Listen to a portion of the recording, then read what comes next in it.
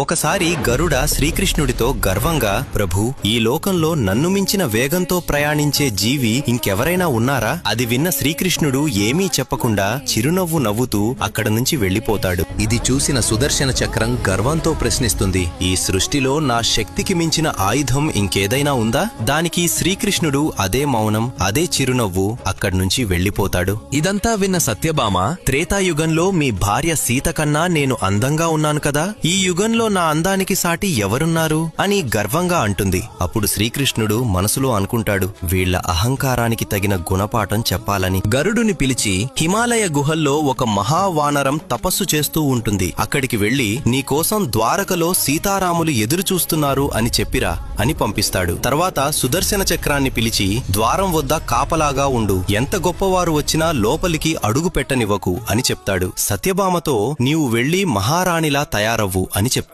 గరుడ హిమాలయాలకు వెళ్లి హనుమంతుడితో శ్రీకృష్ణుడు చెప్పిన మాటలను చాలా గర్వంగా చెప్పడం మొదలు పెడతాడు. ఆ మాటలు పూర్తవక ముందే హనుమంతుడు గరుడ కంటే 1000 రెట్లు వేగంగా దూసుకెళ్తాడు. అది చూసి గరుడ ఆశ్చర్యపోతాడు. హనుమంతుడు ద్వారక చేరుకుని రామునిలా ఉన్న శ్రీకృష్ణుడి ఎదుట వాలిపోతాడు. అప్పుడు శ్రీకృష్ణుడు అడుగుతాడు, ద్వారం వద్ద నిన్ను ఎవరు ఆపలేదా హనుమా? హనుమంతుడు చిరునవ్వుతో, స్వామి, ఒక చక్రం ఆపాలని చూసింది, కాని దానితో యుద్ధం చేస్తే మీ దర్శనం ఆలస్యమవుతుందనిపించింది, అందుకే దాన్ని అమాంతం మింగేశాను అని సమాధానం చెప్తాడు. హనుమంతుడు సత్యభామ వైపు చూస్తూ, స్వామి, ఈ చెలికత్తె ఎవరు? నా సీతమ్మ తల్లి ఎక్కడ ఉంది అని అడుగుతాడు. ఇలా శ్రీకృష్ణుడు, గరుడ, సుదర్శన చక్రం, సత్యభామ గర్వములను ఒక్క హనుమంతుడితో సమాధానం చెప్తాడు. జై శ్రీకృష్ణ అని కామెంట్ చేయండి, జై బజరంగబలి అని రాయండి.